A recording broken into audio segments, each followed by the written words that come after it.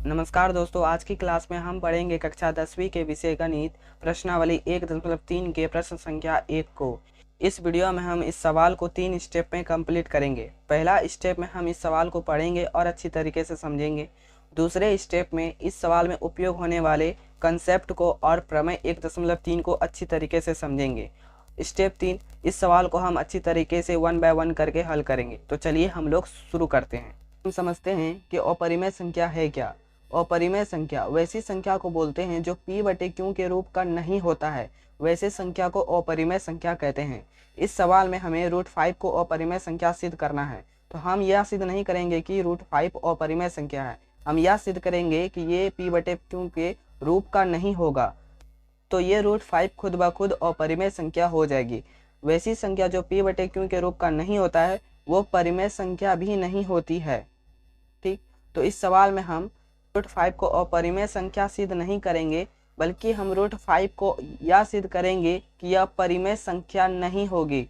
अगर कोई संख्या परिमेय संख्या नहीं होती है तो वह अपरिमेय संख्या हो जाएगी, क्योंकि दोस्तों वास्तविक संख्या जो हमारी संख्या होती है, रियल नंबर, वो दो पार्ट में है। एक तो होता है परिमेय और दूसरा होता है अपरिमेय। अगर कोई संख्या परिमेय संख्या नहीं होगी तो वह जाहिर सी बात है वो अपरिमेय संख्या होगी। तो इस सवाल में हम √5 को यह सिद्ध करेंगे कि यह परिमेय संख्या नहीं होगी। तो वो कौन सी संख्या होगी? अपरिमेय संख्या। ठीक, साथ ही इस सवाल में उपयोग होगा प्रमेय 1.3 का, जो कि आपके बुक में। तो हम लोग इसको भी पहले समझते हैं, फिर इस सवाल को बनाते हैं। प्रमेय 1.3 क्या कहता है? यह कहता है कि अगर कोई संख्या p² से विभाज्य होगी तो वो जो संख्या है वो p से भी क्या हो जाएगी? विभाज्य हो जाएगी। यही प्रमेय 1.3 का कहना है। मतलब अगर कोई संख्या p² से कटेगी, विभाज्य होगी, तो वह p से भी विभाज्य होगी। प्रमेय 1.3 का यही कहना है।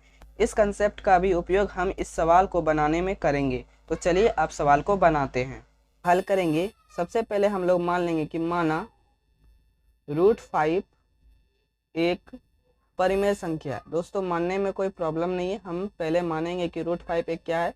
परिमेय संख्या है। √5 एक परिमेय संख्या है। जब कोई संख्या परिमेय संख्या होती है तो वो किसके रूप का होती है? p बटे q के रूप का। मतलब √5 को हम p बटे q लिख सकते हैं। ठीक, यहाँ पर जो p और q है ये दोनों क्या है? पूर्णांक है, जहाँ p एवं q पूर्णांक है। ठीक, ये तो पूर्णांक है। तथा एक और चीज मानेंगे, p एवं q का एक के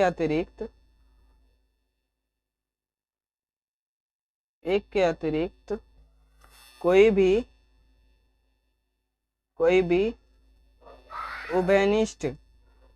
उभयनिष्ठ गुणनखंड नहीं है।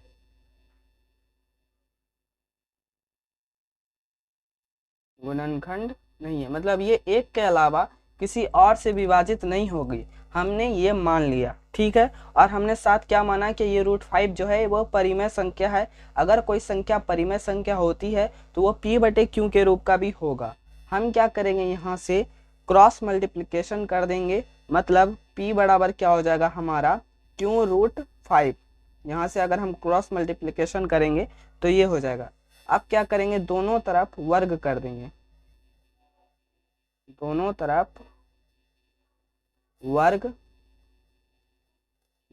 वर्ग करने पर, दोनों तरफ वर्ग करेंगे तो क्या हो जाएगा? p² जो है वो 5q² हो जाएगा। ठीक, इसको हम लोग क्या मान लेंगे? समीकरण 1। अब यहाँ पे हम लोग यूज करेंगे प्रमेय 1.3 का। चूंकि p² 5 से विभाज्य है, 5 से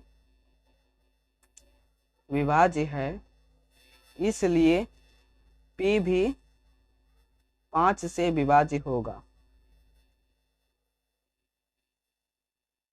ये बातें हमने कहाँ से लिखी? तो हमने यहाँ पे प्रमेय 1.3 का यूज किया है। ठीक, फिर हम लोग क्या करेंगे? पुनः मानेंगे पुनः माना p बराबर 5 के, जहां k एक पूर्णांक है। ठीक, फिर क्या करेंगे, इस p का जो मान है वो समीकरण 1 में रखेंगे। यहाँ पे लिख देंगे p का मान समीकरण 1 में रखने पर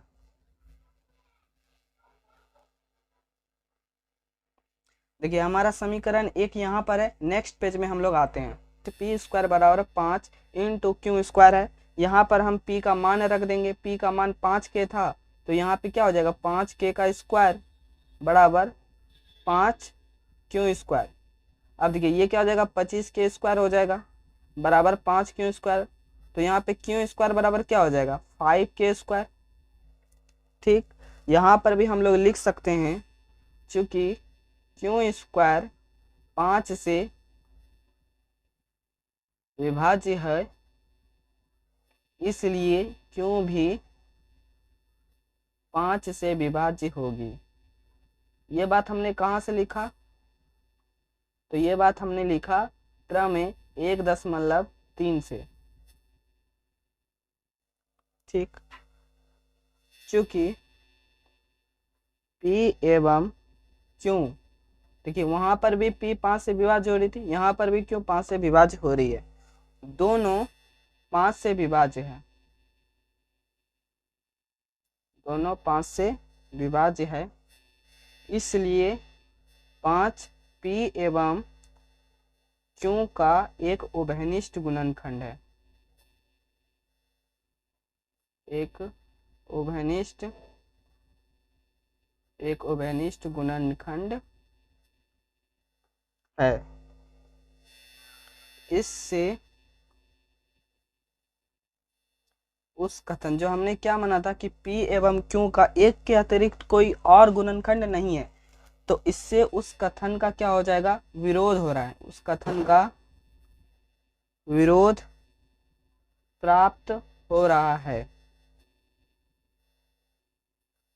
है कि p एवं q का एक के अतिरिक्त कोई और गुणनखंड, एक के अतिरिक्त कोई और गुणनखंड नहीं है। ठीक, इस बात का यहाँ पे क्या हो रहा है विरोध हो रहा है, तो यहाँ पे हम लोग लिखेंगे अतः हमने जो माना, हमने क्या माना था, क्या √5 एक परिमेय संख्या है, तो हमारी जो मान्यता है वो क्या हो जाएगी गलत हो जाएगी। हमारी मान्यता गलत है, इसलिए √5 क्या हो जाएगी, जब परिमेय संख्या नहीं है तो ये क्या हो जाएगी अपरिमेय संख्या है। यही दोस्तों यहाँ पे हमने प्रूफ करना था, जो हमने कर दिया। ये वीडियो यहीं तक है। अगर आप चैनल पे नए हो तो चैनल को सब्सक्राइब कर लीजिए। मिलते हैं नेक्स्ट वीडियो में प्रश्नावली 1.3 के प्रश्न संख्या 2 के साथ। Thank you.